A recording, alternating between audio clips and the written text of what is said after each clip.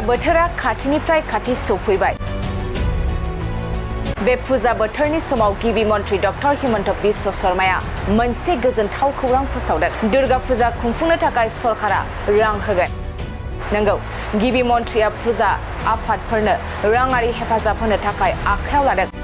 फुजा कमिटिफ्रा 8 आरो 9 अक्ट'बराव सरकारनिफ्राय राङारि हेफाजाब मोननो हागोन। गिबि मन्त्रि डक्टर हिमन्त बिश्व शर्माया मोनसे गिदिर फोसावथाय फोसावदों।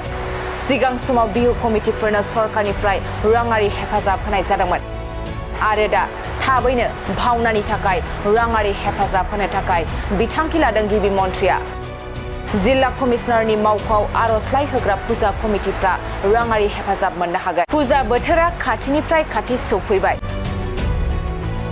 बे फुजा बोथोरनि समाव गिबि मन्त्रि डक्टर हिमन्त बिश्व शर्माया मोनसे गोजोनथाव खौरां फोसावदों। दुर्गा फुजा खुंफुंनो थाखाय सरकारा रां होगोन। नंगौ, गिबि मन्त्रिया फुजा आफादफोरनो राङारि हेफाजाब होनो थाखाय आखायाव लादों। फुजा कमिटिफ्रा 8 आरो 9 अक्ट'बराव सरकारनिफ्राय राङारि हेफाजाब मोननो हागोन। गिबि मन्त्रि डक्टर हिमन्त बिश्व शर्माया मोनसे गिदिर फोसावथाय फोसावदों। सिगां समाव बिहु कमिटिफोरनो सरकारनिफ्राय राङारि हेफाजाब होनाय जादोंमोन आरो दा थाबैनो भावनानि थाखाय राङारि हेफाजाब होनो थाखाय बिथांखि लादों। गिबि मन्त्रिया जिल्ला कमिशनारनि मावख'आव आर'जलाइ होग्रा फुजा कमिटिफ्रा राङारि हेफाजाब मोननो हागोन। फुजा बोथोरा खाथिनिफ्राय खाथि सौफैबाय। बे फुजा बोथोरनि समाव गिबि मन्त्रि डक्टर हिमन्त बिश्व शर्माया मोनसे गोजोनथाव खौरां फोसावदों। दुर्गा फुजा खुंफुंनो थाखाय सरकारा रां होगोन। नंगौ, गिबि मन्त्रिया फुजा आफादफोरनो राङारि हेफाजाब होनो थाखाय आखायाव लादों। फुजा कमिटिफ्रा 8 आरो 9 अक्ट'बराव सरकारनिफ्राय राङारि हेफाजाब मोननो हागोन। गिबि मन्त्रि डक्टर हिमन्त बिश्व शर्माया मोनसे गिदिर फोसावथाय फोसावदों। सिगां समाव बिहु कमिटिफोरनो सरकारनिफ्राय राङारि हेफाजाब होनाय जादोंमोन आरो दा थाबैनो भावनानि थाखाय राङारि हेफाजाब होनो थाखाय बिथांखि लादों। गिबि मन्त्रिया जिल्ला कमिशनारनि मावख'आव आर'जलाइ होग्रा फुजा कमिटिफ्रा राङारि हेफाजाब मोननो हागोन। फुजा बोथोरा खाथिनिफ्राय खाथि सौफैबाय। बे फुजा बोथोरनि समाव गिबि मन्त्रि डक्टर हिमन्त बिश्व शर्माया मोनसे गोजोनथाव खौरां फोसावदों। दुर्गा फुजा खुंफुंनो थाखाय सरकारा रां होगोन।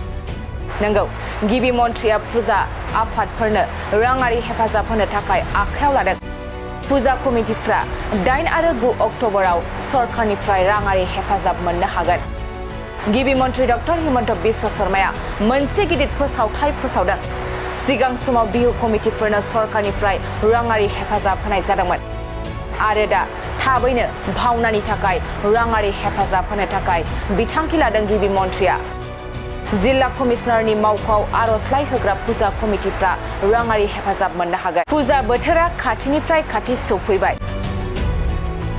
बे फुजा बोथोरनि समाव गिबि मन्त्रि डक्टर हिमन्त बिश्व शर्माया मोनसे गोजोनथाव खौरां फोसावदों। दुर्गा फुजा खुंफुंनो थाखाय सरकारा रां होगोन। नंगौ, गिबि मन्त्रिया फुजा आफादफोरनो राङारि हेफाजाब होनो थाखाय आखायाव लादों। फुजा कमिटिफ्रा 8 आरो 9 अक्ट'बराव सरकारनिफ्राय राङारि हेफाजाब मोननो हागोन। गिबि मन्त्रि डक्टर हिमन्त बिश्व शर्माया मोनसे गिदिर फोसावथाय फोसावदों।